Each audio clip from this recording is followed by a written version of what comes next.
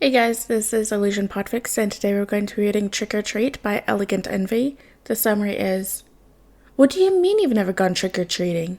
Dick's voice raises into almost a squeak. He sounded almost offended.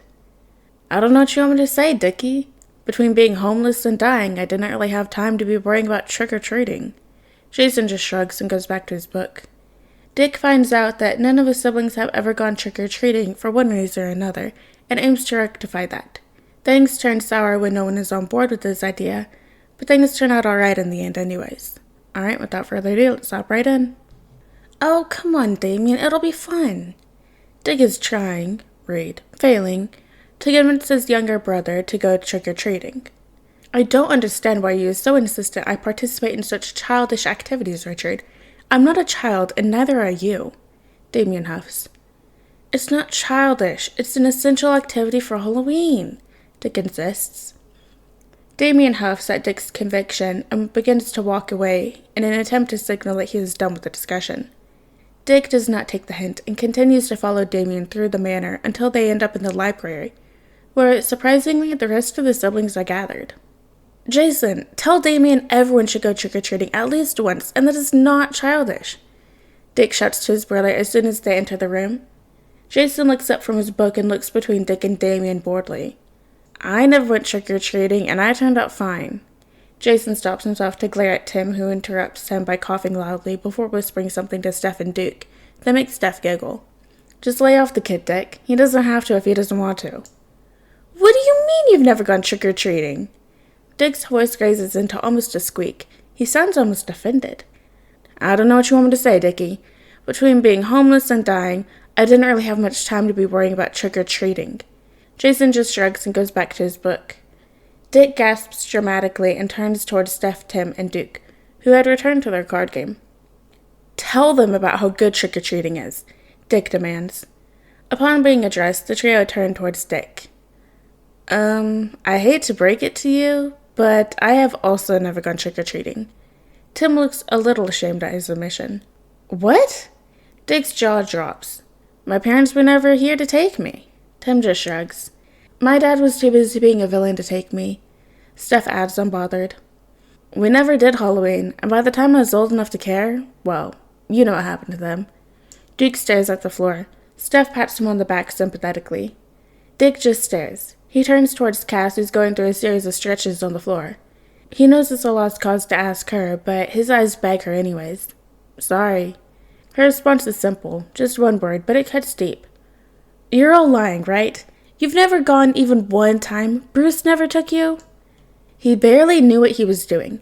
He definitely wasn't thinking about something as trivial as trick-or-treating. Jason speaks without ever looking up from his book. Tim nods absent-mindedly in agreement.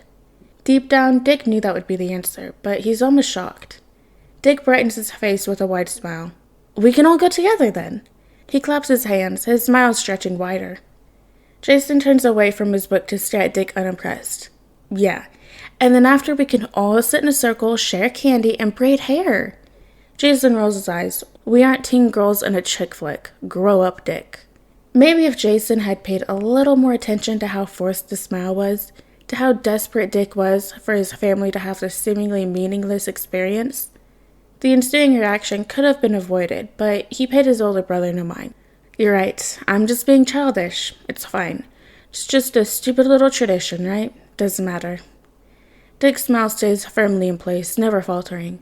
Dick turns on his heels and walks out, his entire demeanor stiff, a forced bounce in his step. Jason watched his older brother leave. He realizes too late that this meant way more to Dick than he originally thought. He sits up and lets his book slip into his lap to call out to Dick, but before he can, he hears the front door shut. Shit. He runs his hand through his hair. "Jason?" Steph questions. Dick's really corny and sentimental about stuff like this. It's more than just an essential activity. He just wants it to be a fun experience we have. Jason sighs. In this family, we're all fucked up. Stuff like this only reminds him of our less than superb childhoods. Jason sighs again. The room's mood drops from the easygoing one to one of guilt. They stew in their heavy, uncomfortable silence for a few minutes. "We can fix this," Tim suddenly declares. He stood up from his spot on the plush carpet. "Yeah, let's." Duke stands up too.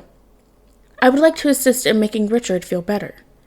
Davy moves closer to the center of the room towards the rest of his siblings. Hell yeah, let's do this. Steph cheers.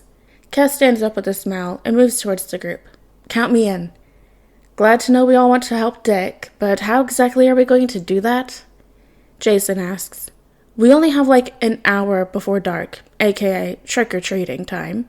There's no way we'd be able to find any decent costumes, and most of us are too old for this sort of thing. Spirit Halloween closes in 45 minutes. Steph holds her phone towards the group. They somehow manage to get out of the house in 2 minutes. They make it to the store across town, with the help of Jason's unlicensed driving, with 30 minutes to spare. The cashier looks almost fearful as half a dozen teenagers shove their way into the store and immediately scatter through the almost empty store. The only items left in the shelves are shitty costume parts and damaged props. By some miracle, they manage to scrape together 7 semi-decent costumes. They make their way to the register giggling, and with 10 minutes before the store closes. That comes to $130.67. Cash or card. Jason tosses a stack of $20 bills on the register. Keep the change. He smiles at the cashier before he and his siblings scoop as much as they can into their arms before booking it out of the store. They yell thanks over their shoulders, leaving the cashier stunned. They stop at Jason's apartment. Fangs are shoved into mouths. Ears are clipped into hair. Ill-fitting costumes are pinned in places. Crappy pore-clogging makeup is applied. They make one last stop at a shitty 24-hour grocery store before Jason's inexperienced driving takes them to Dick's Bloodhaven apartment in record, and concerning, time. Dick is in his bedroom, mindlessly scrolling through his phone, wondering what he'll do to play off his quick exit earlier, when he hears a knock on his front door. He can't remember ordering food, and he isn't expecting a visitor, so he's immediately suspicious. Dick opens the door and is immediately shocked when he's met with his siblings dressed up in some of the worst Halloween costumes he thinks he's ever seen, with plastic grocery bags in their hands. Trick or treat! They shout out in unison. Dick bursts into laughter at the ridiculous sight they make. Yeah, laugh it up, Dick. We got you one too. Jason smirks as he pushes his way into Dick's apartment and hands him the costume they managed to scrap together for him. Dick's table is soon full of 7 pumpkins and ingredients for baking sugar cookies. They throw pumpkin guts at each other and laugh together. The pumpkins come out ugly and sloppy, but Dick insists they go out on his balcony. Jason helps Dick carry the pumpkins out and leave their younger siblings to clean up. I'm sorry I didn't realize how much this meant to you. Jason speaks first. It's my fault. I shouldn't care so much about this silly stuff like this. Dick smiles sadly. Sometimes I just wish we were a normal family who did normal stuff. Dick sighs. Dumb traditions like this made my childhood before my parents died. It's just upsetting that you guys never got to experience it. You all grew up too fast. Dick leans on the balcony railing, looking down at the city below. We all grew up too fast. Jason puts his hand on Dick's shoulder. Maybe it's too late for us to participate in those old traditions, but we can make some of our own. They can be messy and dysfunctional just like us. Jason offers Dick a lopsided smile and they head back inside. They finish cleaning the kitchen before beginning to make the cookies. There's butter on the counter and love in the air as Dick's apartment fills with the scent of sugar and the sound of laughter. While the cookies are in the oven, Steph orders pizza. Sometime, between the cookies going in the oven and the pizzas getting there, Damien managed to lose an ear off his costume. Steph cinched her wig. Duke broke his fangs, and Cass stitched her costume entirely after a safety pin stabbed her through the skin on her hip. When the pizzas arrive, they sit together in Dick's living room and watch crappy, low-budget horror movies. They take the cookies out late, and they're burnt on the bottoms. They attempt to decorate them, but the warmth of the cookies melt the icing, which somehow results in another fight that leads to them cleaning the kitchen again. Never once do their smiles falter. They fall asleep sticky with sugar, caked with makeup, and greasy from pizza. It's messy, it's dysfunctional, it's a family. Alright guys, and that is the end of Trick or Treat by Elegant Envy. I hope you guys liked it and see you next video.